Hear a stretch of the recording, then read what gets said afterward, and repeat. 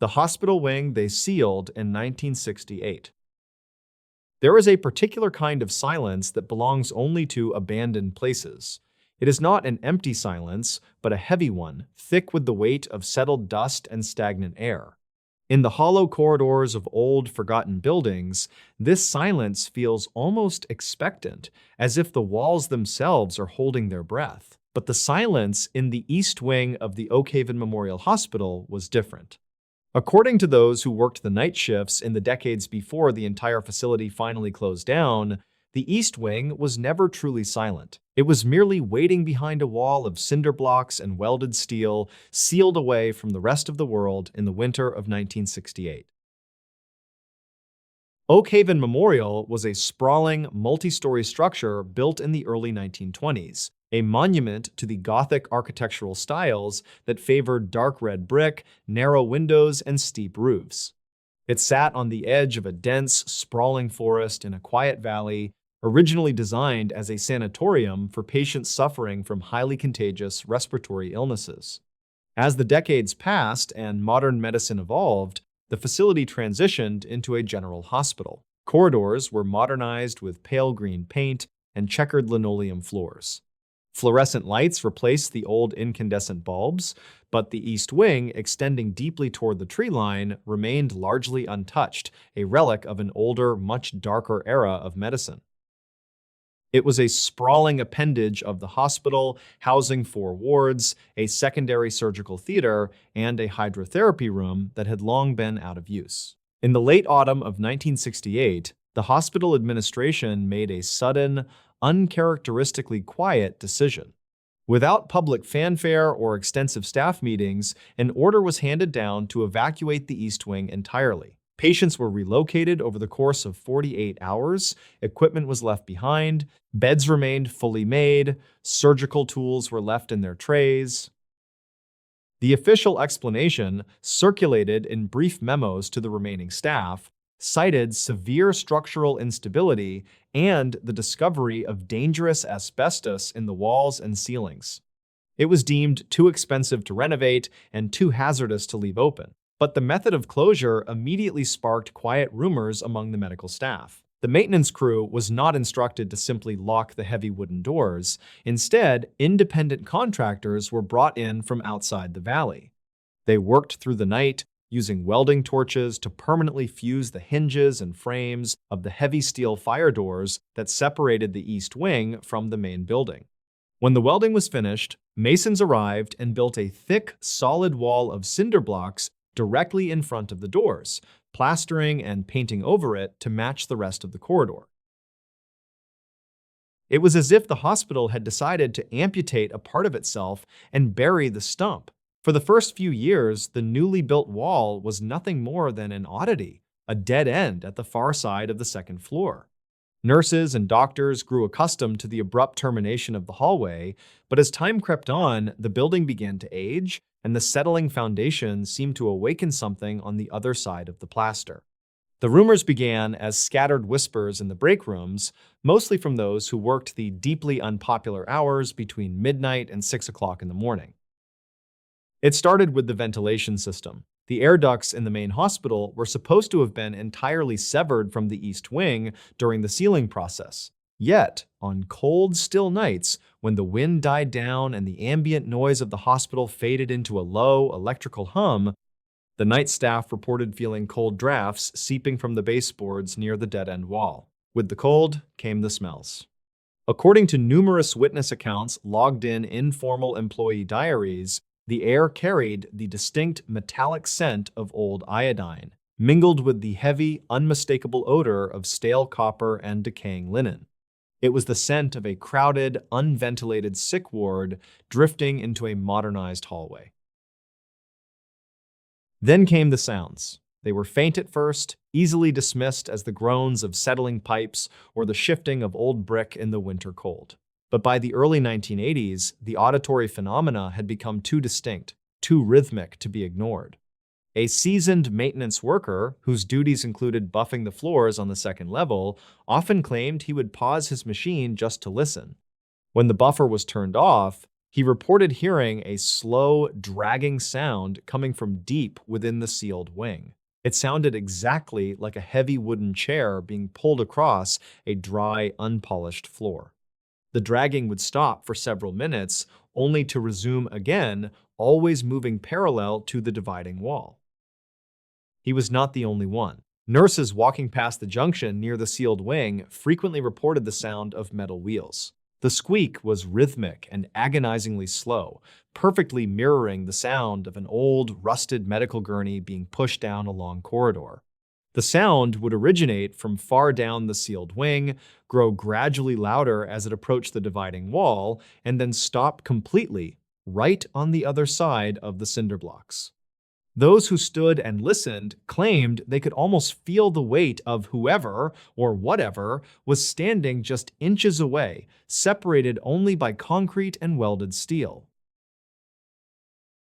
The atmosphere around the dead end grew increasingly oppressive. Staff members began to unconsciously avoid the area, taking longer routes through the basement or the third floor to bypass the second floor junction entirely. There was a palpable sense of dread that hung in the air, a feeling of being closely observed by unseen eyes through the solid wall. Local legends grew, suggesting that not every patient had been relocated in 1968. Some whispered that a highly infectious, undocumented outbreak had occurred, and the administration had chosen containment over treatment. Others believed the wing had been used for experimental procedures that went horribly wrong, leaving an imprint so deep it permanently stained the atmosphere. None of these theories could be proven, but the fear they generated was undeniably real. The tension reached its peak during a severe winter storm in late January of 1993. The valley was buried under 3 feet of snow, rendering the roads completely impassable. The hospital was running on a skeletal crew with only a handful of nurses and one attending physician to oversee the remaining patients. The wind howled against the narrow windows, rattling the old frames and sending drafts slicing through the corridors. Shortly after 2 o'clock in the morning, a massive branch from an ancient oak tree collapsed under the weight of the ice, tearing through the main power lines. The hospital was plunged into total darkness. It took nearly a full minute for the emergency diesel generators in the basement to engage. During those 60 seconds of absolute, suffocating blackness, the silence in the hospital was absolute. But a young night nurse who had been organizing charts at the second-floor station near the dead end later claimed that the silence did not extend to the east wing. As soon as the power failed, the sounds behind the wall erupted. She reported hearing the distinct, chaotic noise of a fully occupied ward. There were dozens of footsteps, frantic and heavy, echoing on bare tile. She heard the sharp, terrifying sound of glass shattering, followed by the clattering cascade of metal surgical instruments being violently swept off a tray onto the floor. But most disturbing of all were the voices. They were not screaming, and they were not calling for help. It was a low, overlapping murmur of hushed, panicked whispering. Hundreds of voices blending together into a single, wet hum that seemed to vibrate right through the cinder blocks. The nurse stood frozen in the dark, her heart pounding against her ribs, unable to run, unable to breathe. When the emergency lights finally flickered to life, casting long, sickly yellow shadows across the linoleum, the whispering abruptly stopped. The chaotic sounds of movement vanished. The nurse slowly backed away from the desk, her eyes fixed on the blank plaster wall. But the silence that followed was broken by one final, solitary sound. It was the heavy metallic scrape of something massive being dragged directly up to the welded steel doors behind the cinder blocks.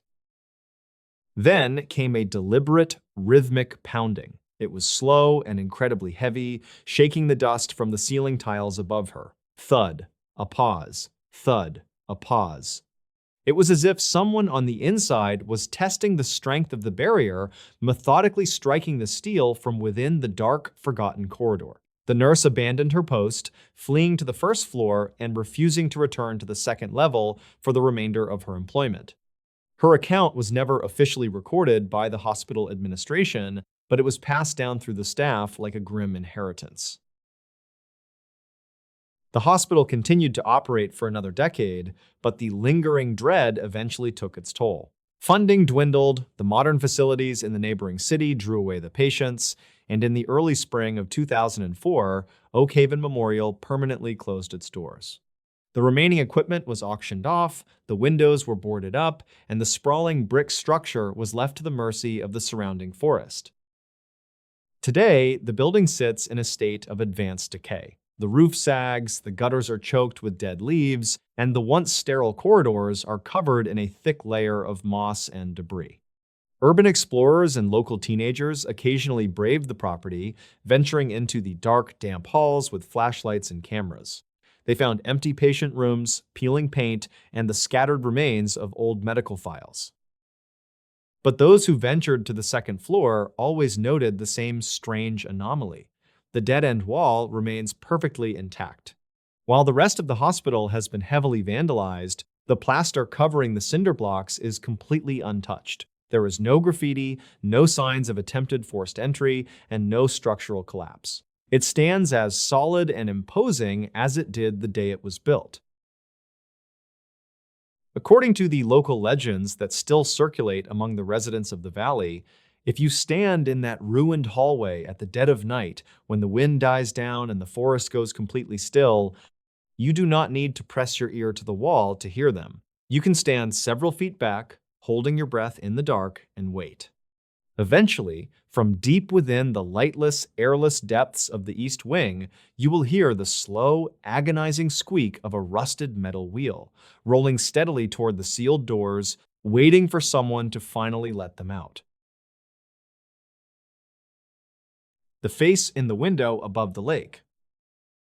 There is a specific, heavy kind of silence that settles over the deep, glacially carved lakes of northern Minnesota as autumn turns toward winter.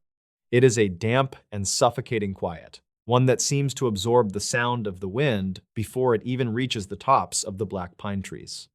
Along the jagged, uneven shorelines of these remote border waters, hidden away behind thick walls of birch and rotting deadwood, sit the decaying remains of forgotten summer retreats. Most of these structures were abandoned decades ago, left to slowly surrender to the crushing weight of heavy winter snows and the creeping damp of the forest floor. They stand like hollow wooden skulls facing the dark water, their windows broken, their foundations sinking into the mud. Locals in the scattered bait shops and logging towns know better than to drift too close to these ruined properties. According to whispered rumors passed down among seasoned trappers and guides, a house left empty in the deep woods does not always remain empty. The wild, dark places have a way of claiming what is left behind, filling the empty rooms with something else entirely. In the late autumn of 1997, a solitary fisherman named Arthur sought out one of these remote, unnamed lakes. He was a quiet man who preferred the absolute isolation of the northern wilderness to the crowded reservoirs further south. Following a faded, hand-drawn map given to him by an old acquaintance, Arthur drove his rusted truck miles down a rutted logging road until the dirt path simply ended at the water's edge. He launched his small 14-foot aluminum boat into the gray water just as the sun was beginning to burn through the morning fog. The air was bitterly cold, hovering just above freezing. He started his small outboard motor, the smell of oil and exhaust mingling with the scent of dead leaves and cold pine. He navigated through a narrow, rocky channel for nearly an hour before the lake opened up into a secluded, deep-water cove. The water here was the color of black tea, dropping off sharply into a seemingly bottomless abyss just a few yards from the rocky shoreline. And there, looming over the dark water on a steep embankment, was an old two-story cabin. The structure was a monument to rot. It had been built decades earlier, perhaps in the 1950s, but the harsh northern elements had stripped away every ounce of its original warmth. The roof sagged dangerously in the center, weighed down by a thick carpet of wet, decaying pine needles. The front porch had collapsed entirely, tumbling down the embankment in a pile of splintered gray wood and rusted nails. The windows on the ground floor were shattered, leaving dark, jagged maws that breathed the cold lake air in and out. Arthur paid the ruin no mind. He was not there for the scenery. He was there because the deep water in front of the cabin was rumored to hold massive lake trout undisturbed by tourists and recreational boaters. He cut the engine, letting the boat drift silently toward the center of the cove, and dropped a heavy iron anchor into the depths. For the first 3 days, the cove was a paradise of absolute isolation.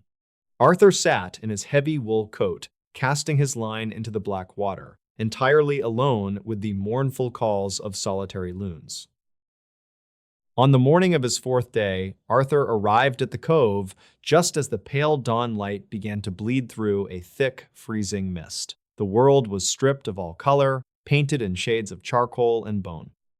As he reached into his tackle box, his eyes naturally drifted up the steep embankment toward the decaying cabin. In the upper left window of the second floor, barely visible through the grime and the creeping fog, something pale caught his attention. He paused, his hand resting on a heavy metal lure. It looked like a pale oval, perfectly still, suspended in the absolute darkness of the second-floor bedroom. Arthur narrowed his eyes, assuming it was a trick of the morning light. He figured it was a torn piece of a white curtain snagged on a stray draft, or perhaps the pale reflection of the overcast sky caught in a rare surviving pane of glass. He watched it for several long minutes. The shape did not sway, it did not shift, it simply rested there against the glass, motionless. Shaking off a sudden, irrational chill, Arthur convinced himself it was merely forgotten debris and turned his attention back to the dark, silent water. The following evening, Arthur returned for the twilight hours. The sky had bruised into deep, heavy shades of purple and black. The wind had died completely, leaving the lake's surface as smooth and reflective as a dark mirror. He anchored 60 feet from the shore, waiting in the gathering gloom. The silence of the cove was absolute, heavy enough to make his ears ring. As he sat motionless in the center of the boat, waiting for a strike on his deep water line, a profound and terrible sense of unease slowly washed over him. The hairs on the back of his neck stood rigid against his collar. He felt the distinct, undeniable sensation of being watched. Slowly, dreading what he might see, he turned his head toward the dark silhouette of the cabin. The upper left window seemed to hold a faint, unnatural luminescence in the dying light. The pale oval was there again. This time, the angle of the fading twilight revealed more detail, destroying any illusion of a curtain or a trick of the light. It was a face. It was utterly devoid of color, resembling a smooth, pale riverstone resting in the dark. There were deep, sunken depressions where eyes should be, and the heavy shape of a jaw resting against the lower pane of the window frame. It was looking down, angled directly at Arthur's small aluminum boat. Arthur sat frozen, his breath catching painfully in his throat, creating faint white plumes in the freezing air. He waited for the figure to wave, to step back into the shadows, to show any sign of living, breathing humanity, but the face remained terrifyingly rigid. The stillness was what frightened him the most. A living person shifts their weight, blinks, alters their gaze. This face was completely static, pressed against the cold glass with a horrifying, unnatural patience. Arthur did not reach for his motor, fearing the sudden, violent roar of the engine would shatter the fragile distance between them and provoke whatever was watching him. Instead, his trembling hands took up the wooden oars. He rowed backward with agonizing slowness, never taking his eyes off the second-story window until the cabin vanished into the dense shadows of the tree line. Back in the small logging town the next morning, Arthur asked the owner of a local bait and tackle shop about the property in the deep cove. The old man behind the counter stopped wiping down the cash register and went very quiet. He claimed the cabin had been locked up and entirely abandoned since the late summer of 1982. There were no roads leading to it anymore, as the old access trail had completely washed out in the severe spring floods of 1991. According to the shop owner, absolutely nobody went up there. There was no electricity, no running water, and no heat source inside the decaying shell.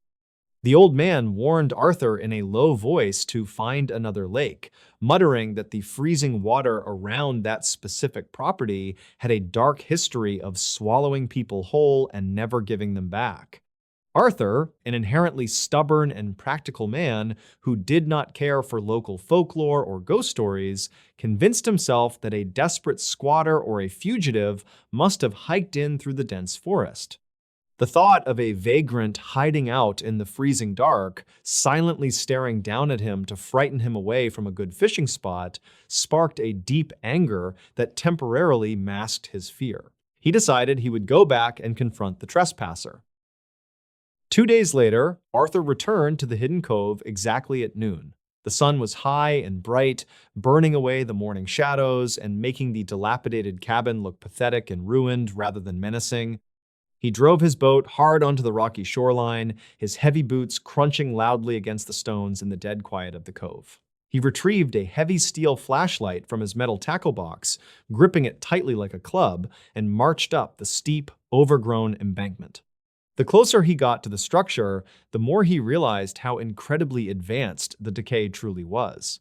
The front door was missing entirely, its rusted hinges dangling uselessly from rotting wood. The remaining floorboards of the porch were coated in a thick, wet layer of green moss and slick black decay. Arthur looked at the soft mud surrounding the entrance. There were no footprints. There were no discarded cans, no signs of a recent campfire, no broken branches, and absolutely no indication that another human being had walked up this path in decades. Arthur stepped cautiously through the open doorway. The air inside the cabin was instantly stifling, smelling heavily of wet earth, dead rodents, and rotting pine. The silence inside the walls was oppressive, immediately swallowing the ambient sounds of the wind and the lake behind him. The ground floor was stripped completely bare. The floorboards were covered in a thick, gray, undisturbed layer of dust and fallen debris.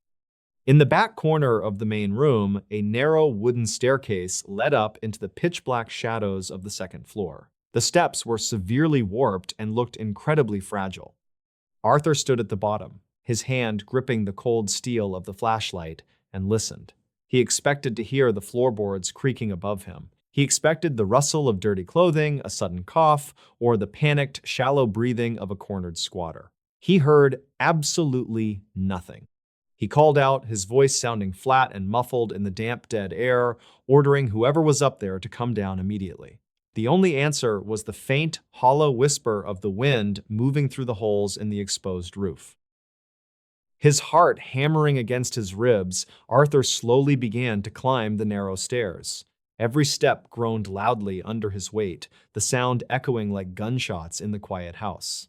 When he finally reached the landing, he found a short, dark hallway with 2 open doors. He stepped into the room on the left, the bedroom that directly overlooked the dark water of the cove.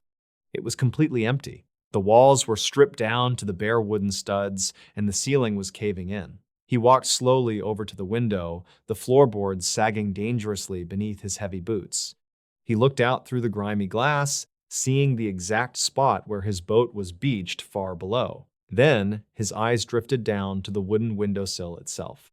The layer of gray dust on the wood was nearly an inch thick, perfectly smooth and entirely undisturbed. There were no handprints, there were no footprints on the floor anywhere near the window, but on the inside of the dirty glass, about 5 feet off the ground, was a clean, oval-shaped patch where the decades of grime had been rubbed completely away.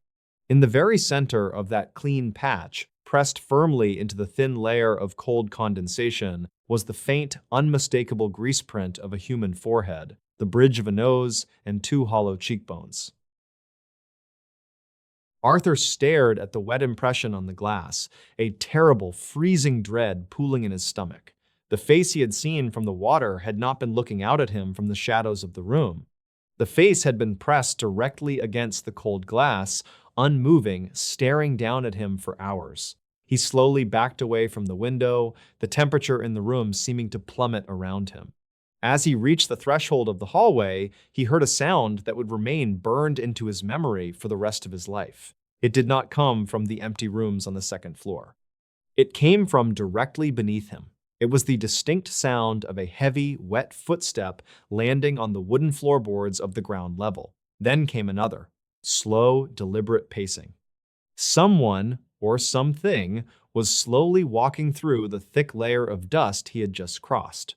Arthur stood completely paralyzed on the landing, staring down into the dark open stairwell. He heard the heavy, wet footsteps move toward the bottom of the stairs and stop. He waited for 10 agonizing minutes, unable to breathe, trapped in the freezing dark, but the sound never returned and no figure ever appeared in the gloom below. Finally, unable to endure the suffocating, unseen terror a moment longer, he bolted down the stairs, ignoring the splintering wood, burst blindly through the empty doorway, and ran frantically to his boat. He rowed with wild, desperate strokes, tearing the skin from his knuckles, not looking back until he was safely in the center of the open lake. Arthur never returned to the remote cove, and he never spoke of the face to the old man at the bait shop.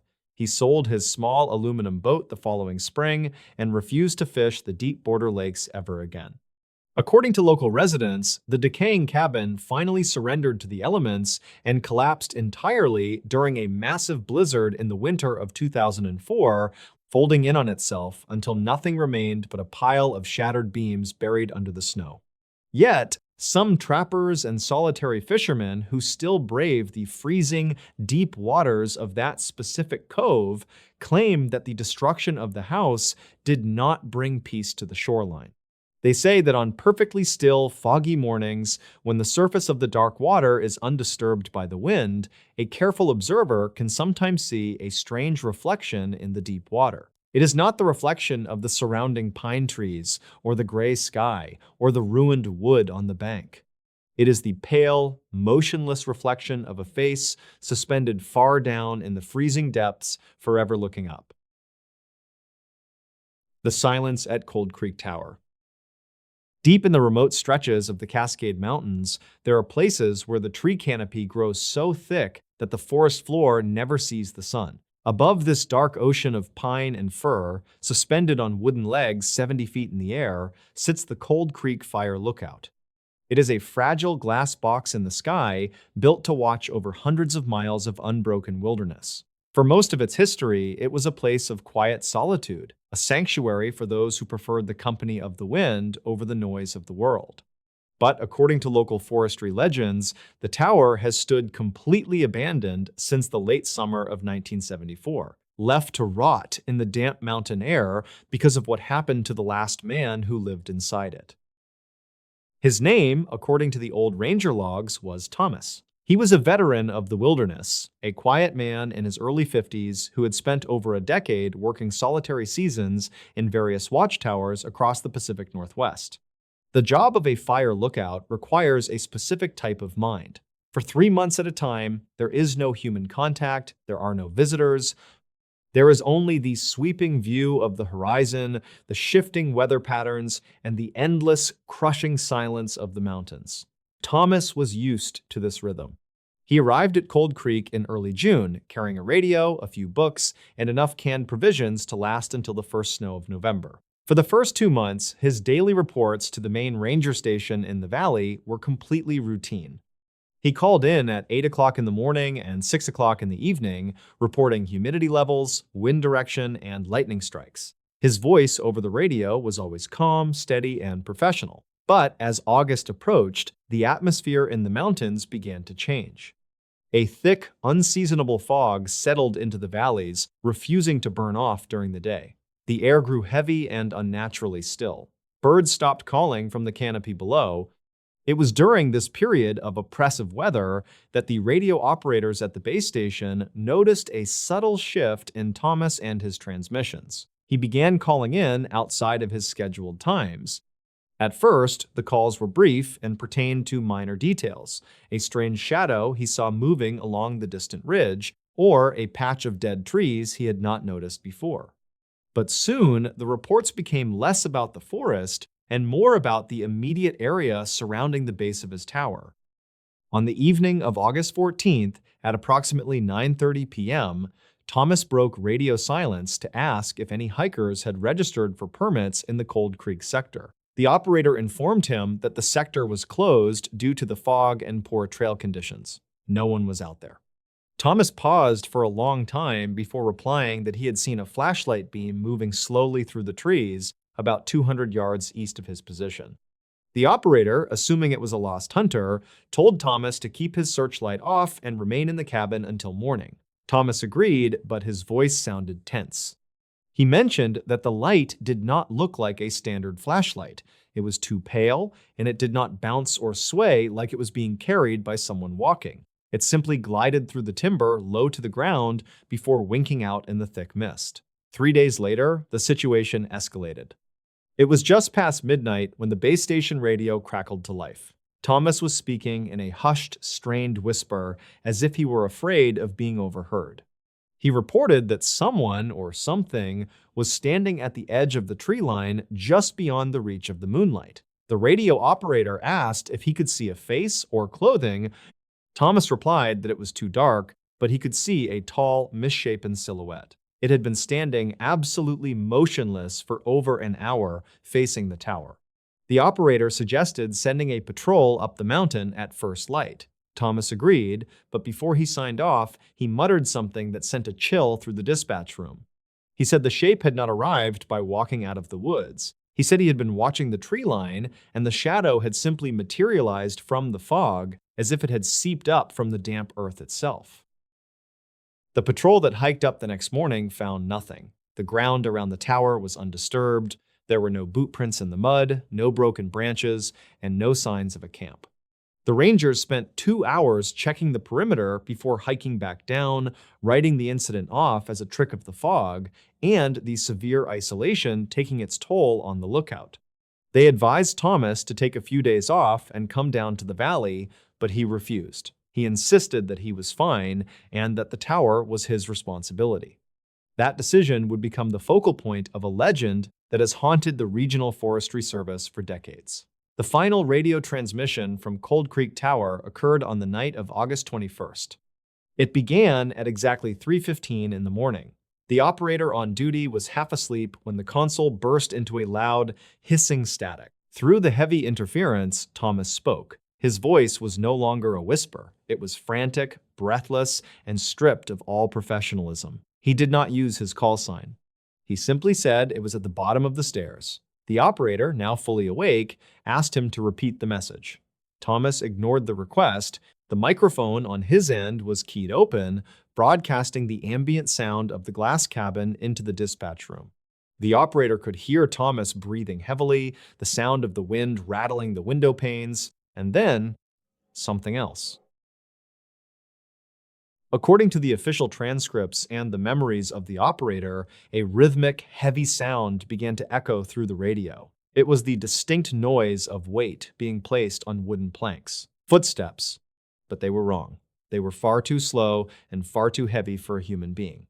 The Cold Creek Tower had exactly 60 wooden steps winding up its metal frame. The operator listened in frozen horror as the slow, agonizingly deliberate footsteps climbed higher and higher. A heavy thump, a long pause, another heavy thump, another pause. The old wood groaned in protest under a massive weight. Through the radio, Thomas began to pray softly. He did not ask for help, knowing the nearest station was hours away. He simply backed himself into the furthest corner of the cabin. The footsteps reached the landing just outside the heavy wooden trapdoor that led into the room. For a long, agonizing minute, there was nothing but the sound of the wind and Thomas taking ragged breaths. Then a sharp, metallic screech tore through the static. It was the sound of the heavy iron latch on the trapdoor being slowly turned from the outside. A latch that could only be reached by someone standing on the final step. Thomas let out a single, sharp intake of air, and then the radio went completely dead. The connection was severed, leaving nothing but an empty hiss filling the dispatch room. The operator called out frantically for the next hour, but no response ever came from the dark mountains. By sunrise, a full search and rescue team was navigating the steep, treacherous trail up to Cold Creek. They arrived at the clearing just before noon. The tower stood exactly as it always had, swaying slightly in the morning breeze. But when the Rangers climbed the 60 steps and pushed open the trapdoor, they found the glass cabin completely empty. Thomas was gone. There was no sign of a struggle, the windows were intact, the furniture was upright, and a cup of coffee was sitting cold on the desk. The radio was still switched on, the microphone resting on the floor, his boots, his jacket, and his emergency flare gun were all still hanging on their hooks. The only strange detail the search party noted was a foul, stagnant odor lingering in the cabin, smelling strongly of wet soil and ozone, and deep scratch marks etched into the thick wood of the trapdoor on the inside of the cabin. Despite weeks of searching the surrounding valleys and ravines with dogs and helicopters, not a single trace of Thomas was ever found.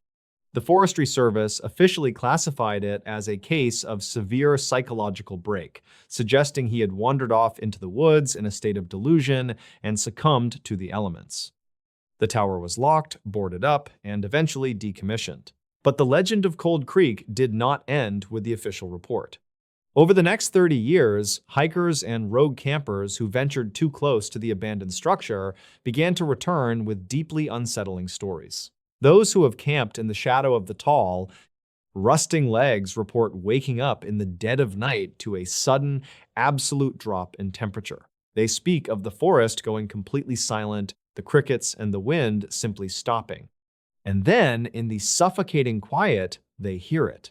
The slow, heavy creak of the lowest wooden step bending under an immense, unseen weight. The sound of wet, heavy footsteps beginning a slow ascent toward the empty glass box in the sky. Few people ever stay long enough to hear if the footsteps reach the top, but those who do claim that when the sun finally rises, the old iron latch on the trapdoor is always found unhooked, swinging gently in the cold mountain air. The Woman in Room 14. There is a stretch of highway in the deep southwest carved through a desolate expanse of cracked earth and dying sagebrush where the silence feels heavy enough to crush bone. It is an old road, built long before the interstate system bypassed the small desert towns, leaving them to wither and dry under the relentless sun. Along this forgotten route, miles from the nearest gas station or functioning streetlight, sits the decaying skeleton of a mid-century motor lodge. The neon sign that once drew tired travelers off the blacktop has long since shattered, its bent metal letters rusted into illegibility. Most of the guest rooms are missing their doors, their interiors exposed to the wind and the drifting sand, but according to local lore, one door always remained closed. The peeling, sun-bleached numbers nailed to the wood identified it as Room 14. For decades, long-haul truckers and lost motorists have reported pulling over to the shoulder of the highway near the ruins of the motel, seeking a few hours of sleep before continuing their journey. The isolation of the desert at 2 o'clock in the morning is profound. The only sounds are usually the ticking of a cooling car engine and the low moan of the wind pushing through the empty swimming pool. Yet, a disturbing number of those who stopped near the ruins claimed their rest was interrupted by something unnatural. They described an atmosphere that grew suddenly, stagnant, a sharp drop in the ambient temperature, and a faint electrical hum that seemed to vibrate in their teeth. And then, there was the light. The motel officially closed its doors in 1992. The county cut the power lines to the property in 1994, leaving the entire structure in total darkness. Despite this documented fact, numerous witnesses over the years have sworn they saw a pale, flickering glow spilling from behind the drawn curtains of Room 14. The light was often described as the sickly, blue-gray cast of an old cathode ray tube television set tuned to a dead channel.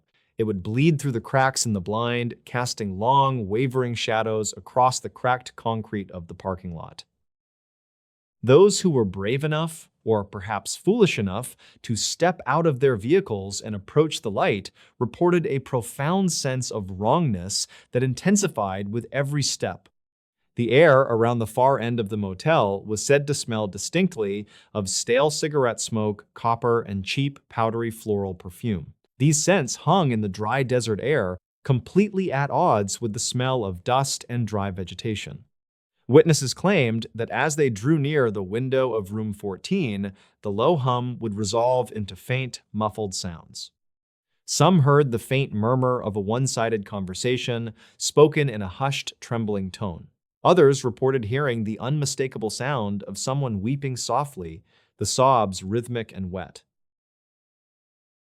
The most detailed and widely circulated account came from a stranded motorist in the autumn of 2004. The man, a traveling salesman whose vehicle had broken down a mile down the road, walked toward the ruined motel in the hopes of finding shelter from the dropping nighttime temperatures. He reached the property just after midnight. He later told local authorities that the entire building looked abandoned, save for the faint blue light illuminating the window of room 14. Believing a caretaker or a fellow traveler might be inside, he walked across the glass-strewn lot and stood before the door. He raised his hand to knock, but his knuckles never touched the wood. He stated that an overwhelming feeling of dread washed over him, rooting his feet to the concrete.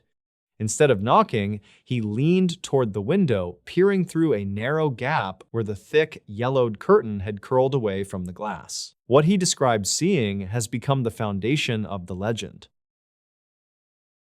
The interior of the room did not match the decayed exterior of the motel. According to the salesman, the room was perfectly intact, frozen in time. The walls were covered in dark wood paneling, the bed was neatly made with a patterned 1970s spread, and a heavy glass ashtray sat on the bedside table. But it was the figure in the room that caused his breath to catch in his throat. Standing perfectly still in the corner of the room, facing the wall, was a woman.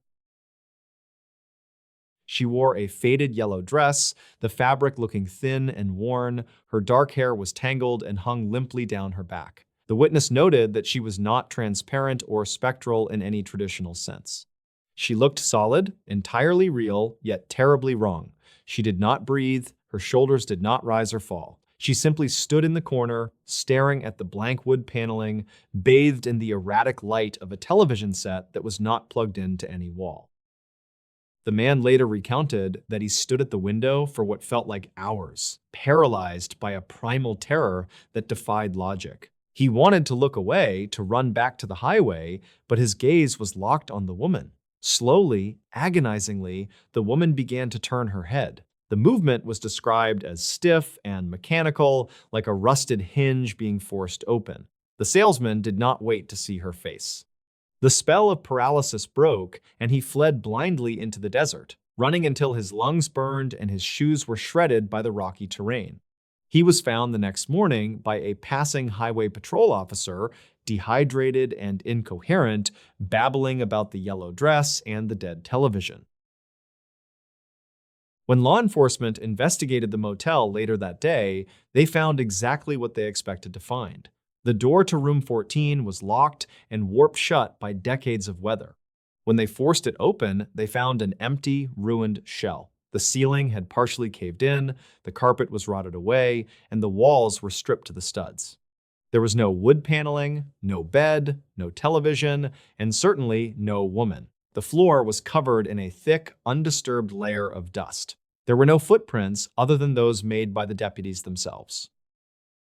This discovery did nothing to stop the stories. In fact, it only deepened the mystery. Amateur historians and local researchers began digging into the municipal archives, looking for any incident that could explain the haunting. They recovered the motel's old registry ledgers from a local historical society. The records showed that the motel had seen steady business throughout the 1960s and 70s, but the entries for room 14 stopped abruptly in the spring of 1972. For the next 20 years, until the motel finally closed its doors, the room was never rented out again. It was simply marked as out of service. There were no police reports of a murder, no obituaries matching the description of a woman in a yellow dress, and no record of a fire or accident in that specific room. The former owners of the motel had both passed away in the late 1990s, taking whatever secrets they held to their graves. The lack of a clear, tragic backstory seemed to make the phenomenon even more disturbing. It was as if the room had simply absorbed something terrible, holding on to a moment in time like a dark, psychic photograph. In the summer of 2012, another incident was documented by a group of urban explorers. 3 college students had driven out to the desert to photograph the ruins. They arrived at dusk, setting up their cameras and lights. As the sun dipped below the horizon, plunging the desert into deep shadows, the temperature plummeted. One of the students, a young woman, wandered away from her companions to photograph the row of exterior doors. Her friends later stated they heard her drop her heavy camera gear onto the concrete. When they found her, she was standing motionless in front of room 14, staring intently at the door. She was shivering violently, her face drained of color. She claimed she had heard a woman's voice coming from the other side of the wood, whispering a sequence of numbers over and over again. When asked what the numbers were, she could not remember, stating only that the voice sounded desperate, like a warning being delivered with a crushed windpipe. The explorers packed their gear and left immediately, but the young woman claimed the smell of stale cigarette smoke and powdery perfume followed them into the car, lingering in the upholstery for weeks. She refused to ever speak of the incident again, transferring to an out-of-state university the following semester. Eventually, time and the elements took their final toll on the structure. In the winter of 2018, a severe desert storm caused the remaining roof of the motel to collapse entirely. The walls folded inward, burying the row of rooms under tons of rotting wood and shattered concrete. The county came out a few months later with bulldozers, clearing the debris and leaving nothing behind but a long, flat concrete slab baking in the sun. The door with the faded numbers was hauled away to a landfill, lost forever among the refuse. Yet, the removal of the physical building did not erase the atmosphere of the site. Drivers who pull over near the empty foundation still report a strange, heavy silence that presses against their eardrums. Occasionally, on nights when the moon is hidden and the desert is swallowed by pitch blackness, truckers on the highway report seeing a faint, blue-gray flicker hovering a few feet above the concrete slab, right where the far corner of the building used to be. Those who roll down their windows claim the dry wind still carries the scent of old floral perfume. And some swear that if you look closely into the empty darkness, just beyond the reach of the headlights, you can see the outline of a woman in a yellow dress. She is always standing perfectly still, her back turned to the road, staring into a corner that no longer exists, waiting in the silence. The room behind the wallpaper. There is a specific kind of silence that belongs only to abandoned houses. It is not an empty silence, but a heavy, waiting one. In the rural stretches of the American Midwest, where old farmhouses sit isolated amidst miles of flat, dormant fields, this silence can become absolute. According to local lore and a series of disturbing public reports from the early 2000s, one such house stood at the end of a long, overgrown dirt road in central Indiana. It had been built in 1914, a tall, narrow structure with steep gables and a wraparound porch that had slowly rotted into the damp soil. For nearly 17 years, the property had sat completely vacant. The previous owners had simply packed their belongings and left without a word to their scattered neighbors, allowing the bank to eventually reclaim the lonely property. The house sat locked, dark, and perfectly still, slowly surrendering to the elements. In the spring of 2015, the property was purchased at a county auction by a man named Elias. He was looking for a quiet restoration project, a place far removed from the noise of the city where he could work with his hands. When he first turned the heavy brass key in the front door, the air that met him was stale and thick, smelling of old pine, dry rot, and generations of trapped dust. The house was structurally sound, but the interior was a time capsule of neglect. Peeling paint hung from the ceilings like dead skin, and the floorboards groaned underfoot. Elias decided to live in the house while he worked, setting up a simple cot and a camping stove in the downstairs living room. He spent his first week clearing away debris and opening windows to let the spring breeze chase away the stagnant air. The isolation was total. The nearest neighbor was over 3 miles away, and at night, the only sounds were the wind moving through the tall grass and the deep, settling bones of the old house. The master bedroom was located on the second floor, at the end of a long, narrow hallway. It was a large room, but it felt oddly claustrophobic. The walls were covered in a thick, dark floral wallpaper that looked to have been hung sometime in the 1970s. The pattern was a dizzying repetition of brown and dull orange roses, faded by time and stained with water damage near the ceiling. Elias decided this room would be his first major undertaking. He planned to strip the walls down to the original plaster, repair the cracks, and bring light back into the space. He carried his tools upstairs on a quiet Tuesday morning, a spray bottle of solvent, a wide metal putty knife, and a heavy trash bag. He began in the corner nearest the window, scoring the thick paper and letting the chemicals soak into the ancient glue. The work was slow and hypnotic. Scrape, peel, drop. Scrape, peel, drop. The rhythmic sound of the metal blade against the plaster filled the quiet room. As the day wore on, Elias found himself slipping into a trance, his mind emptying as he methodically removed decades of ugly history from the walls.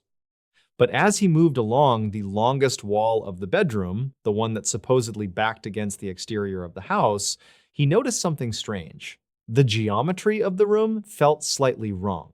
He stopped and looked around, trying to pinpoint the source of his unease. The bedroom was rectangular, but the wall he was currently stripping seemed too thick. Based on the windows outside, there should have been more space between this room and the edge of the roofline. He brushed the thought away, attributing it to the quirky architecture of early 20th century farmhouses, and went back to his scraping. That night, Elias lay on his cot in the living room, listening to the house. Old houses always make noise at night, expanding and contracting with the drop in temperature. But around 2:30 in the morning, he heard a sound that did not fit the usual symphony of settling wood. It was a soft, muffled shifting coming from directly above him. From the master bedroom, it sounded like the deliberate slide of fabric across a wooden floor. He lay perfectly still, holding his breath, his eyes fixed on the dark ceiling. The sound came again, followed by a faint, rhythmic creaking. It was a slow, measured sound, like someone shifting their weight. Elias convinced himself it was a raccoon or a stray cat that had found its way into the attic, though he had found no holes in the roof. Eventually, the house fell completely silent again, and he drifted into an uneasy sleep. The next day, Elias returned to the master bedroom. The air in the room felt different today. It was heavier, and despite the open window, there was a faint, sour smell hanging in the space, something like old copper and unwashed clothes. He ignored it, focusing on the wall. The wallpaper here was particularly stubborn, applied in multiple layers over the years. As he drove his putty knife beneath a thick seam, the blade caught on something hard. He pushed harder, and a large chunk of plaster flaked away, revealing a vertical strip of dark, rough-hewn wood. He frowned, running his hand over the exposed grain. It was the edge of a door frame. Curiosity taking over, Elias began to work faster, tearing away large strips of the floral paper with his bare hands. Dust plumed into the air, catching in the pale sunlight. Beneath the layers of paper and plaster, a shape emerged. It was a narrow, rectangular door, seamlessly built into the wall and plastered over decades ago. There was no doorknob, no visible hinges. It had been designed to disappear completely. Elias stood back, his heart beating a little faster in his chest. According to the original blueprints he had studied, there was nothing behind this wall but the exterior siding. Yet here was a door. He went downstairs and retrieved a heavy iron crowbar from his toolbox. When he returned to the bedroom, the silence felt expectant. He wedged the flat end of the crowbar into the hairline crack between the door and the frame. He threw his weight against the iron bar.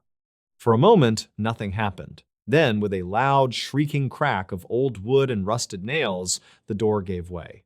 It popped outward, sending a shower of dry plaster dust cascading onto the floorboards. Elias pulled the door open. He expected the smell of a tomb. He expected the dry, choking scent of dead air, mouse droppings, and ancient dust. Instead, the draft that hit his face was shockingly warm. Elias raised his flashlight and pointed the beam into the darkness.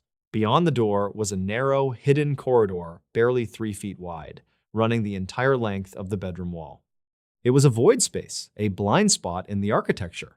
But it was not empty. The beam of light swept over the floor and stopped. Elias felt the blood drain from his face, a cold numbness spreading down his arms. There was no dust on the floorboards. The space had been swept clean. Lying in the center of the narrow room was a dark green sleeping bag. Beside it sat a plastic gallon jug of water, still half full, with condensation clinging to the inside of the plastic. Next to the water was a crumpled fast food wrapper, its bright yellow logo clear and entirely modern, alongside a local newspaper dated exactly 4 days ago. Elias could not move. His mind violently rejected what his eyes were showing him.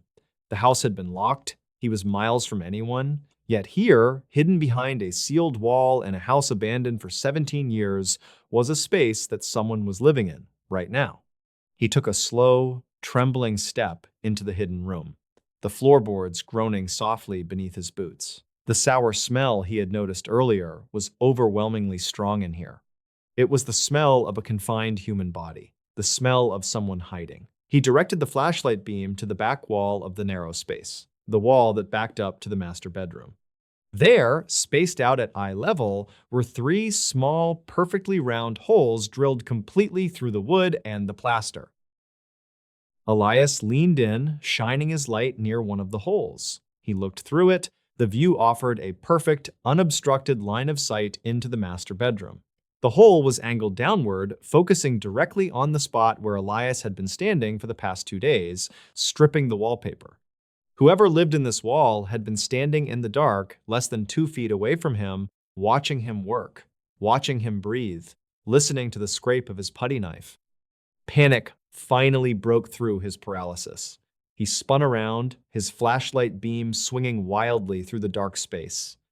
He realized the hidden corridor extended further toward the back of the house, leading toward the chimney breast. He moved toward it, his breathing shallow and rapid. As he passed the sleeping bag, he noticed something that made his stomach turn completely over. The top flap of the sleeping bag was folded back, and the fabric was crushed. Without thinking, Elias reached down and placed his bare hand against the green material. It was warm. Whoever was staying in the walls had not left days ago. They had not left hours ago. They had been in the sleeping bag when Elias first began prying at the door with his crowbar. They had listened to him breaking through the wood, and they had quietly slipped out the back of the hidden tunnel just moments before he opened it. Elias backed out of the room, his chest tight with terror. He stumbled into the master bedroom, dropping the crowbar with a heavy clatter. He did not bother to gather his tools. He did not stop to pack his cot or his camping stove in the living room below. He ran down the stairs, his boots thundering in the terrible silence of the house, threw open the front door, and sprinted to his truck. He locked the doors, his hands shaking violently as he fumbled with the keys in the ignition, and drove down the overgrown dirt road without looking back. According to later reports, the local county sheriff arrived at the property an hour later. 2 deputies drew their weapons and searched the entire house, clearing every room. When they reached the master bedroom, they found the open door in the wall. They found the sleeping bag, the fresh water, and the peepholes. But the occupant was gone. A thorough investigation of the hidden corridor revealed a secondary panel near the chimney that opened into a dark shaft leading all the way down to the dirt floor of the basement, where a small window had been quietly unlatched from the inside. The authorities never identified who had been living in the walls of the old farmhouse. They could not determine how long the person had been there or how they had known to claim the empty house as their own. Some investigators suspected it was simply a drifter, someone passing through who had found a clever place to hide from the elements.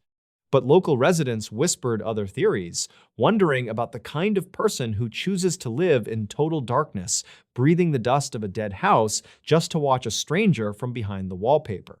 Elias never returned to the property. He sold it back to the bank at a heavy loss, forever haunted by the memory of the warm fabric and the sickening realization of how quietly we can be watched in the dark. The Beast of Bray Road's Gaze. There is a specific kind of silence that settles over the rural farmlands of Walworth County, Wisconsin, when the autumn harvest is done. It is not a peaceful quiet. It is a heavy, expectant stillness, broken only by the dry rustle of dead cornstalks swaying in the night wind. Out here, beyond the reach of city streetlights, the darkness is absolute. The only geometry is the straight, paved line of county highways cutting through the endless fields. For decades, the locals of Elkhorn have understood that when the fog rolls in off the fields, something else claims the night. In the late 1980s and early 1990s, a subtle but undeniable shift occurred in the atmosphere of this quiet dairy community. It began as hushed conversations in the back booths of local diners, a farmer reporting an unnervingly large canine tearing into a chicken wire fence, a teenager claiming a monster chased her car down a dark stretch of gravel. At first, it was easy to dismiss these accounts as the products of overactive imaginations or too much cheap beer, but then the witnesses began to change. Reasonable, grounded individuals started coming forward. A local journalist began compiling these scattered reports, realizing they all shared chillingly specific details. Even off-duty police officers and seasoned hunters admitted to seeing something out on the lonely stretches of asphalt that defied natural explanation. They called it the Beast of Bray Road. The descriptions were terrifyingly consistent. It was not a wolf, nor was it a bear.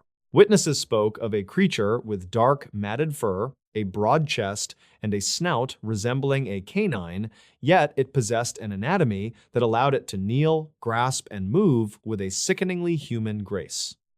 The local lore did not paint a picture of a phantom or a ghost. It painted a picture of flesh, bone, and muscle. It was an apex predator, existing quietly in the peripheral vision of the modern world, only stepping into the light when it chose to.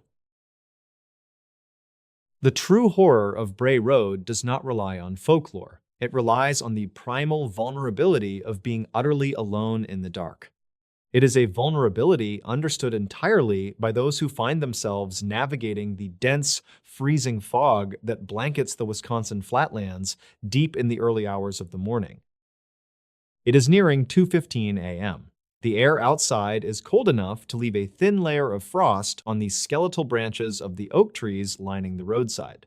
A solitary car moves along the blacktop, its tires hissing against the damp asphalt. Inside, a woman grips the steering wheel, her eyes straining against the thick gray soup that reduces her visibility to a mere 20 yards. The high beams of her headlights are practically useless, reflecting off the water droplets in the air and creating a blinding white wall. She drops to her low beams, her speed decelerating to a cautious crawl. There is no radio signal out here, only the low, steady hum of the engine and the rhythmic squeak of the windshield wipers cutting through the mist. The isolation is total. If the engine were to stall, the nearest farmhouse is miles away, its occupants long since asleep. In this enclosed space, surrounded by the vast, unseen wilderness, the car feels less like a sanctuary and more like a fragile metal cage. Up ahead, on the right shoulder of the road, a shadow bleeds through the fog. At first, it is just an indistinct mass, darker than the surrounding night. The driver taps her brakes, anticipating a stray deer or perhaps a neighbor's loose cow. As the car inches closer, the headlights begin to carve out the shape of the obstruction. It is not a cow. It is an enormous, dark figure crouched low to the ground, positioned over the mangled remains of a freshly killed white-tailed deer. The driver brings the vehicle to a complete halt, her foot pressing firmly against the brake pedal. The engine idles loudly in the dead quiet of the night. Through the glass, illuminated by the twin beams of the halogen headlights, the scene unfolds with horrifying clarity. The creature's back is turned to the car. Thick, coarse fur, the color of wet ash and charcoal, covers a torso that is impossibly broad. Heavy muscles ripple beneath its coat as it tears into the carcass.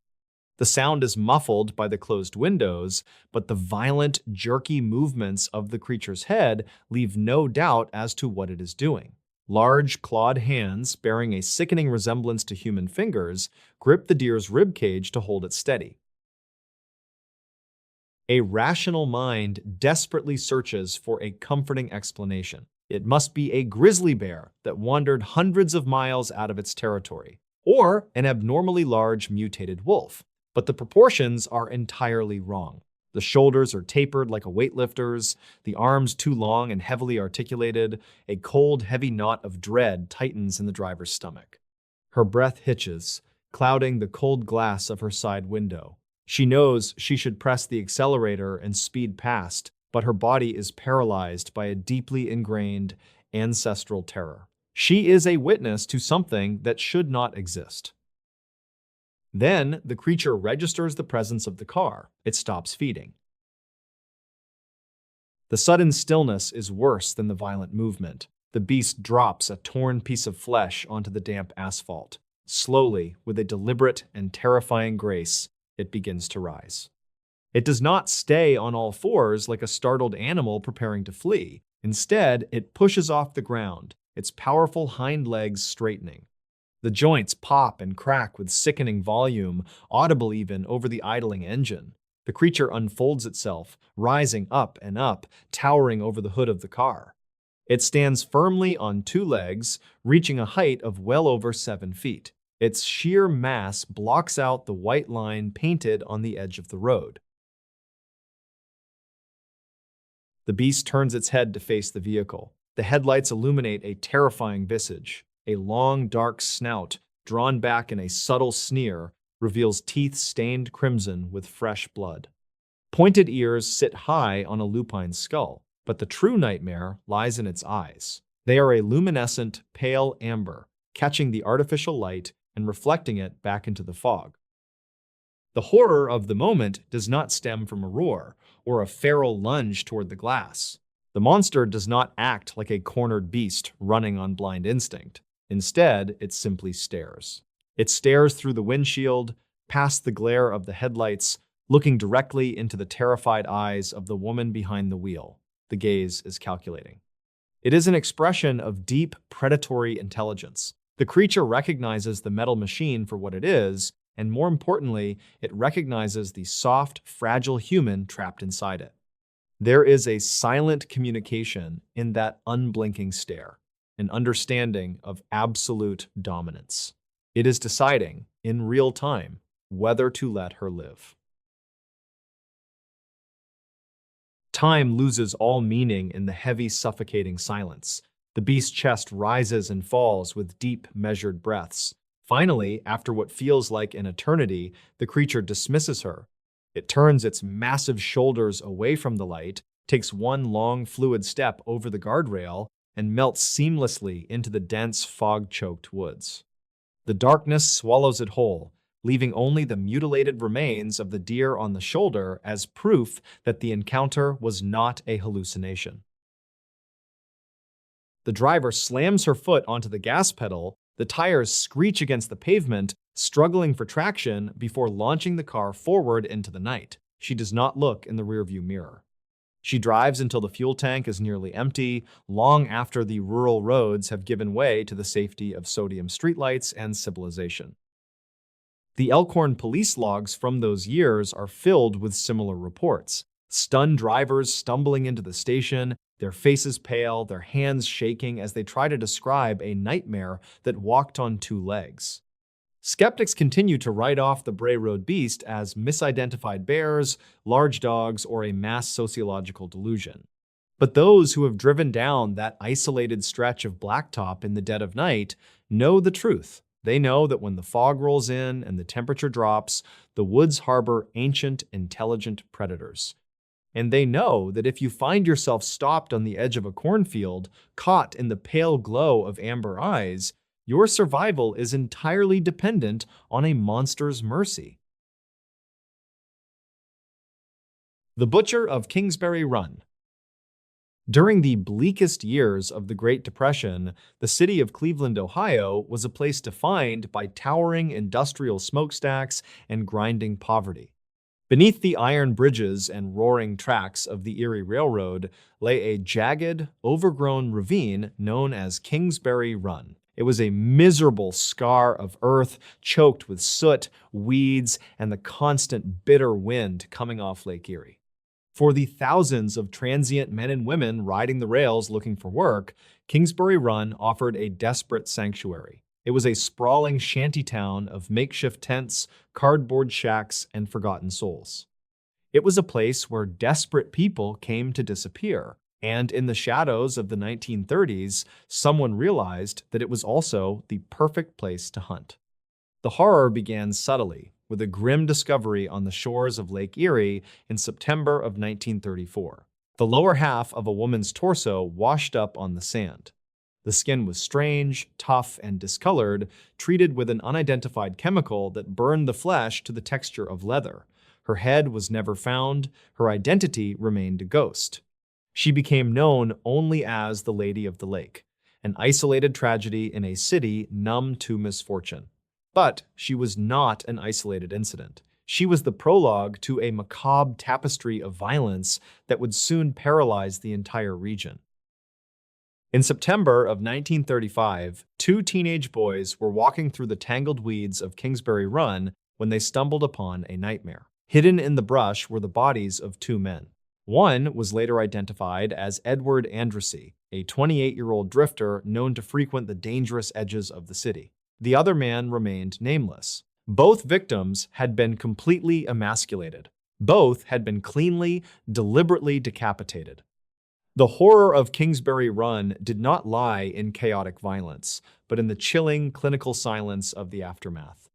When the medical examiners analyzed the remains, they discovered something that sent a wave of absolute dread through the police department. The bodies had been drained entirely of blood. The decapitations were not the frenzied hacking of a madman in an alleyway. They were precise surgical disarticulations of the cervical vertebrae. The killer had taken his time. He possessed undeniable anatomical knowledge. Even more terrifying was the logistical reality of the crime.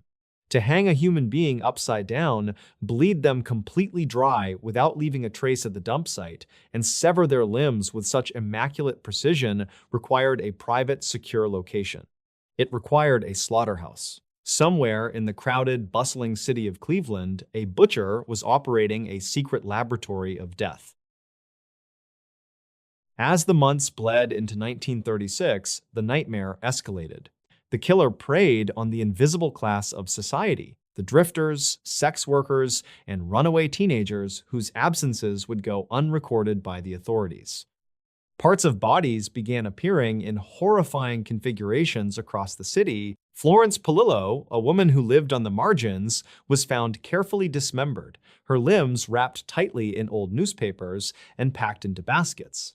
In the summer of that same year, the headless body of a transient was found near the railroad tracks. Even with 6 distinct, elaborate tattoos across his skin, nobody stepped forward to claim him. He became known simply as the Tattooed Man, another nameless specimen on the killer's slab. The butcher of Kingsbury Run began to taunt the city. He scattered the pieces of his victims in plain sight. Heads were found wrapped in burlap sacks, abandoned under bridges. Torsos were discovered floating in the murky, polluted waters of the Cuyahoga River. Some remains showed signs of extreme hesitation and jagged cuts, while others displayed the smooth, confident slices of a master surgeon. Sometimes the bodies were scrubbed immaculate, devoid of any hair or debris. The sheer physical strength required to transport a heavy, dead torso down the steep, muddy embankments of the ravine in the dead of night was staggering. The killer was a phantom, moving unseen through the smoke and fog, carrying his gruesome cargo right under the noses of the citizens. The terror reached such a fever pitch that the city turned to a legend for salvation. Elliot Ness, the famous federal agent who had famously battled Al Capone in Chicago, had recently been appointed as Cleveland's safety director. Ness brought a reputation of untouchable justice, vowing to clean up the corruption and the crime that choked the city's streets. But the butcher did not operate in the world of organized crime. He did not care about badges, headlines, or the law. He operated in a dark, primal realm that the brilliant detective could not penetrate. Ness threw the full weight of his authority at the case. He organized massive sweeps of the shantytowns, detectives interviewed thousands of citizens, fingerprints were taken from transients, and the plaster death masks of the unidentified victims were displayed in public exhibitions, their vacant eyes pleading with the crowds for a name. But the silence remained absolute. The killer left no fingerprints, no murder weapons, and no witnesses. The roaring trains of the Erie Railroad swallowed any screams, and the soot of Kingsbury Run buried any footprints. By August of 1938, the butcher's confidence mutated into pure arrogance. In a silent, devastating declaration of supremacy, the killer deposited the dismembered remains of 2 victims in a trash dump located directly in the line of sight of Eliot Ness's office window. It was a personal insult. It was a message written in human remains, proving that no matter how powerful the law believed itself to be, the butcher owned the shadows of Cleveland. Driven to the edge of despair and realizing he was fighting an invisible monster, Ness made a controversial and desperate decision. He determined that if he could not catch the predator, he would destroy the hunting ground. In the early hours of the morning, just days after the final bodies were discovered, Ness led a massive police raid into the heart of Kingsbury Run. Officers dragged the freezing, terrified vagrants from their makeshift homes, forcing them out of the ravine. Then, under Ness's direct orders, they poured kerosene over the tents, the shacks, and the garbage. They struck matches. The resulting inferno consumed Kingsbury Run. Flames leapt into the smog-choked sky, burning the shantytown to ash. It was a heavy-handed, brutal act that displaced hundreds of destitute people who had nowhere else to go. The fire sterilized the ravine, turning the sprawling encampment into a smoldering, blackened wasteland. It was an act of profound frustration, the desperate thrashing of a lawman who had finally met an evil he could not arrest. The burning of Kingsbury Run marked the end of the official murders. The headless bodies stopped appearing in the weeds, but the closure was an illusion. The butcher was never caught. The city's primary suspect was an incredibly intelligent, deeply disturbed surgeon with a history of severe mental instability. Ness interrogated the doctor relentlessly in a hotel room for days, pushing for a confession, but the evidence was entirely circumstantial. Knowing the law could not touch him without proof, the surgeon voluntarily committed himself to an asylum, placing himself safely beyond the reach of the police. From the quiet security of his institutionalized life, he allegedly spent the next several years sending cryptic, mocking postcards to Eliot Ness, ensuring the famous detective would never forget his ultimate failure. The Great Depression eventually faded, and the ashes of Kingsbury Run were swallowed by modern development. But the heavy, suffocating dread of the unsolved case never truly lifted from the city. Out of 12 officially recognized victims, only 2 were ever definitively identified. The rest remained nameless, their meticulously severed remains buried in potter's fields. Somewhere in the 1930s, a man with the hands of a surgeon and the mind of a monster packed up his secret laboratory and walked quietly back into society, taking the answers with him. All that remains are the plaster casts of the forgotten faces, staring blindly from archive shelves, forever waiting for the names that the butcher took away. The creeping fog of the Appalachian Trail.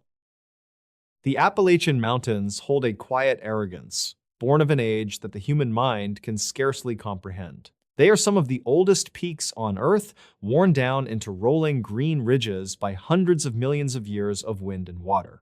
To the casual observer driving along the Blue Ridge Parkway, they are a picturesque tapestry of emerald forests and blue-tinted horizons. But to step off the paved roads and walk deep into the ancient timber is to cross a threshold into a different world.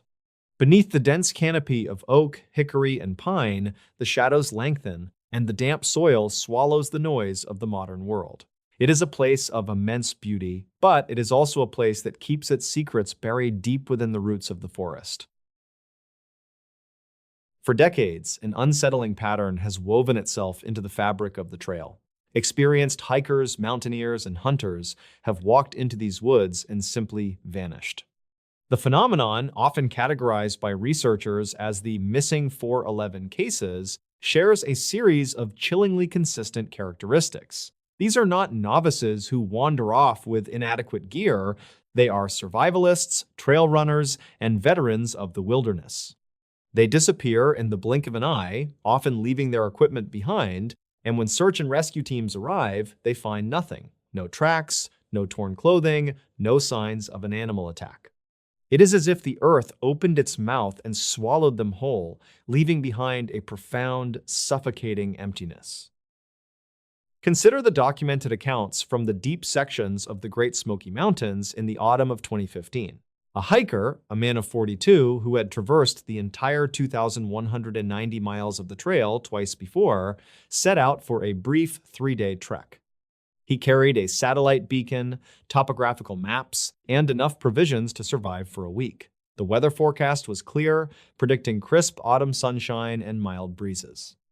According to the lore gathered from those few who claim to have barely escaped similar encounters, the descent into terror does not begin with a roar, but with a whisper. It was early afternoon, perhaps 2:30 p.m., when the atmosphere shifted. The hiker had established a small camp in a clearing surrounded by ancient, towering pines. The sun was shining through the canopy, painting golden streaks across the forest floor. He walked away from his bright orange tent to collect dry firewood, carrying only his brass compass and a small hatchet. He took no more than 30 steps. Then the air grew suddenly, unnervingly cold. The temperature plummeted by at least 20 degrees in a matter of seconds.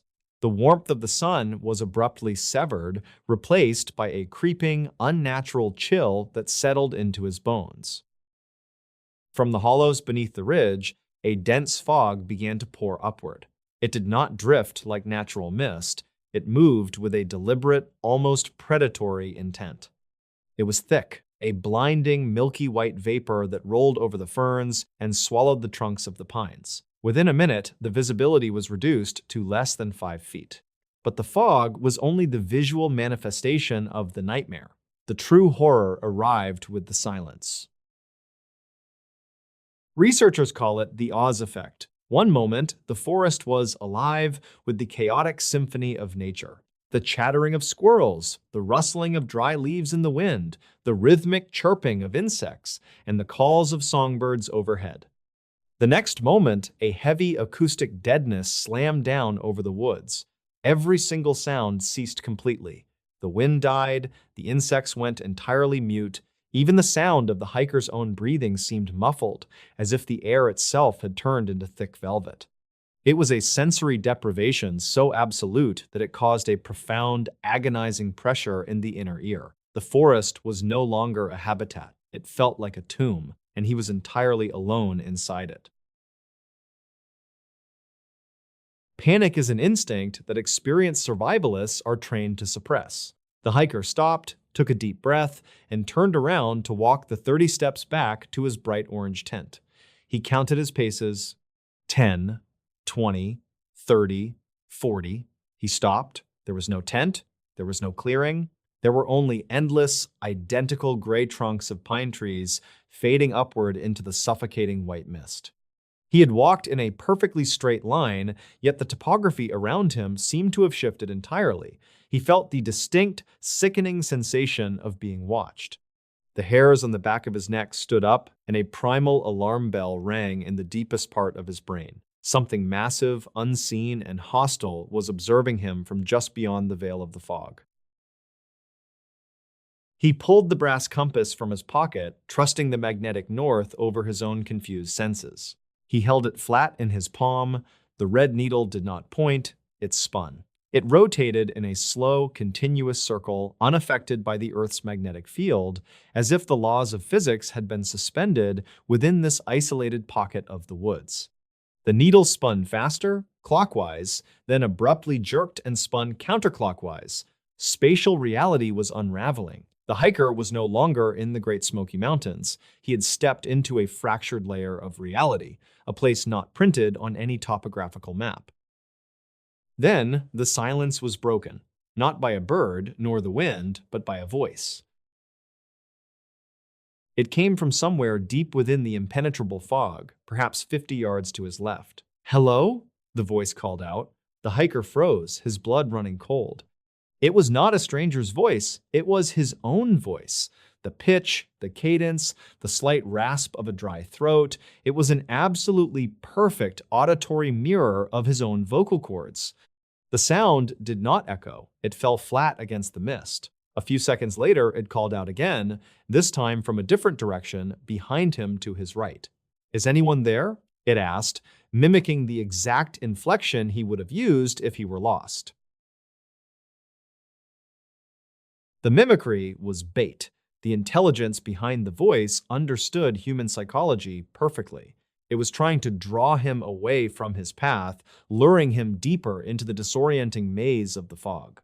The hiker knew, with the absolute certainty of a prey animal, that if he walked toward that voice, he would cross a boundary from which no living soul ever returns. He stood perfectly still, gripping the handle of his hatchet, surrounded by a forest that was actively hunting him.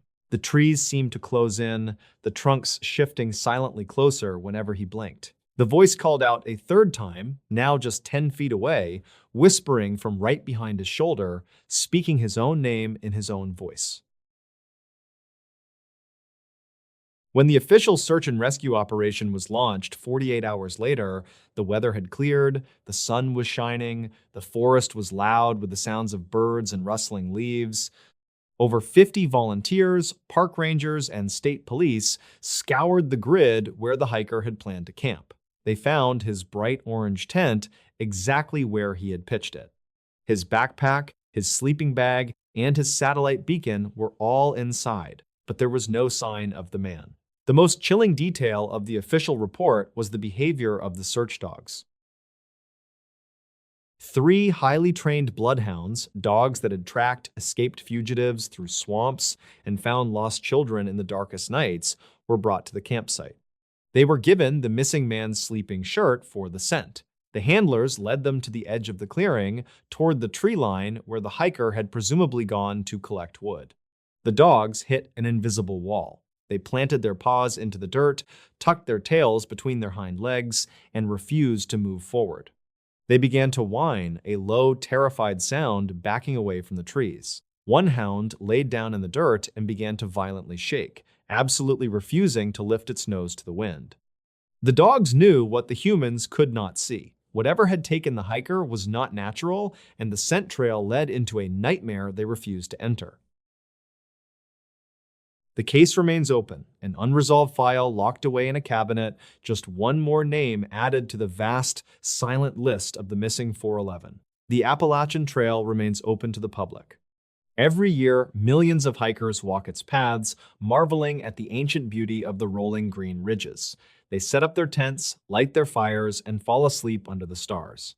But those who know the lore never walk far from the light of their campfires.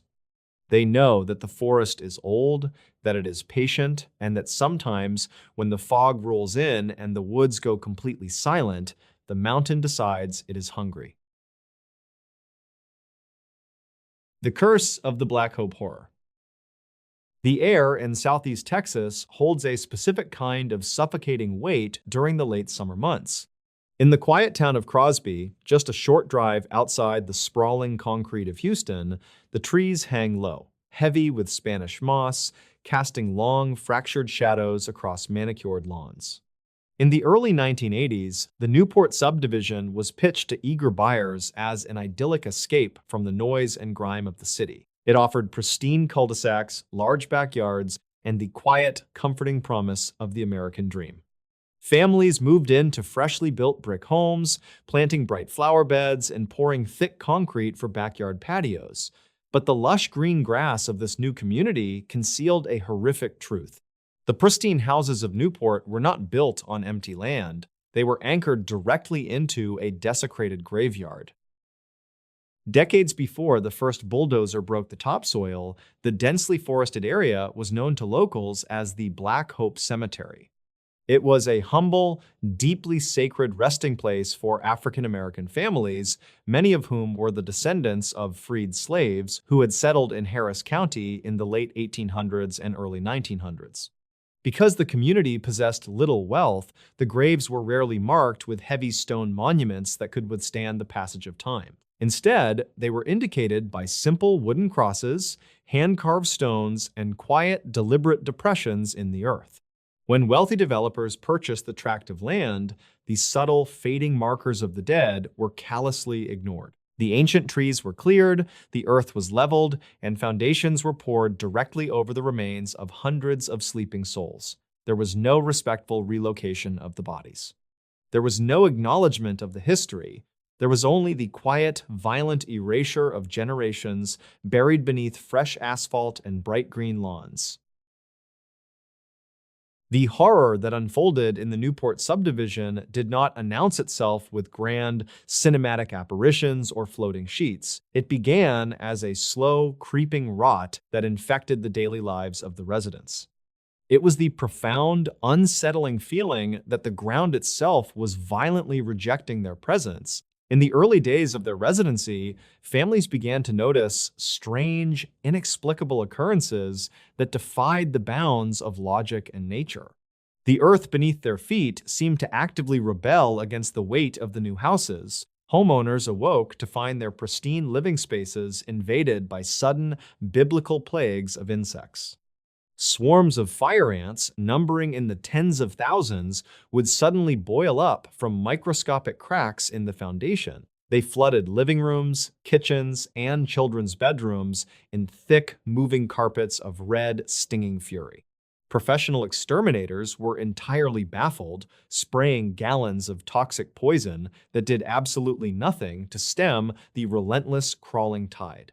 The ants would vanish as quickly as they appeared, only to be replaced by aggressive, venomous snakes finding their way through plumbing lines and floorboards, as if the soil was desperately trying to flush the living out of their homes. The rejection extended beyond the natural world, infecting the very energy and structure of the houses. It became a real-life manifestation of an extreme poltergeist, driven by a deeply rooted collective anger from beneath the soil. Electronics behaved with destructive, malicious independence. In the dead of night, usually around 3 a.m., televisions would ignite to life by themselves. The volume would scream at maximum capacity, filling the dark living rooms with violent static, before the heavy glass screens would crack and shatter outward under immense, unseen pressure. The sharp, metallic smell of burning ozone and melting plastic would linger in the hallways for hours. Light bulbs exploded in their fixtures without warning, showering kitchens and beds with jagged glass. Heavy appliances, like refrigerators and washing machines, would inexplicably short-circuit and catch fire, threatening to burn the timber frames to the ground. Clocks would spin erratically or stop dead, freezing at random intervals and leaving the exhausted residents completely unmoored from the passage of time. Solid wooden doors would slam shut with enough force to splinter their frames, while the distinct, heavy rhythm of invisible footsteps echoed through empty corridors when residents knew they were entirely alone.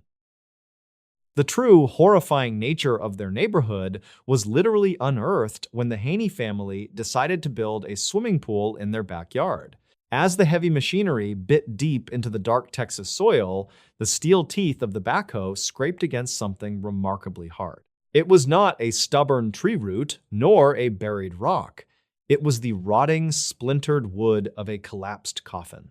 As the frantic digging continued, the grim reality of their property was exposed to the daylight. They found human bones, they found decaying burial shrouds.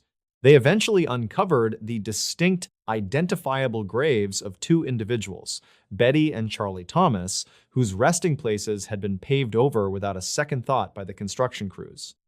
The discovery sent a shockwave of absolute terror through the community. The residents finally understood why their homes felt so fundamentally wrong, so steeped in malice. They were not just occupying a house, they were trespassing on a massive, forgotten tomb. The final, most devastating phase of the Black Hope curse was not structural or electrical, it was deeply, fatally biological. As the years progressed through the 1980s and into the 1990s, an alarming, inexplicable wave of severe illness swept through the subdivision. It was as if the disturbed earth was exhaling a slow, invisible, and malicious poison into the floorboards of the homes. Healthy, vibrant neighbors began to fall ill with terrifying suddenness. Rare, highly aggressive forms of cancer struck down young parents and elderly residents alike, consuming them in a matter of mere months. People who had never experienced a single day of heart trouble suffered massive, fatal cardiac arrests in their own living rooms, collapsing dead before the paramedics could even be dispatched. A heavy, suffocating blanket of grief and panic descended upon the once promising streets. In some concentrated clusters of the neighborhood, nearly every single home experienced a premature death, a severe psychological breakdown, or a catastrophic physical illness. The residents felt like they were being systematically hunted by the land they claimed to own. The soil was demanding a brutal toll, extracting the life force of the intruders to compensate for the arrogant desecration of its original inhabitants. Driven to the edge of madness and financial ruin, many families tried to flee, but escaping the Black Hope horror was not a simple task. Word of the cursed subdivision spread rapidly throughout Harris County, plummeting property values to practically nothing. Families found themselves trapped in expensive mortgages for homes they were too terrified to sleep in and too bankrupt to abandon. Some simply packed whatever fit into their cars in the middle of the night and drove away, leaving their front doors wide open and their houses to rot, foreclosed, and empty. Those who were forced by financial circumstance to stay lived in a state of perpetual, agonizing dread, waiting for the next light bulb to shatter, the next swarm of insects to rise from the floorboards, or the next fatal diagnosis to arrive. Today, the Newport subdivision still stands. New families, often completely unaware of the dark, tragic history buried beneath their feet, move in, drawn by affordable prices and quiet streets.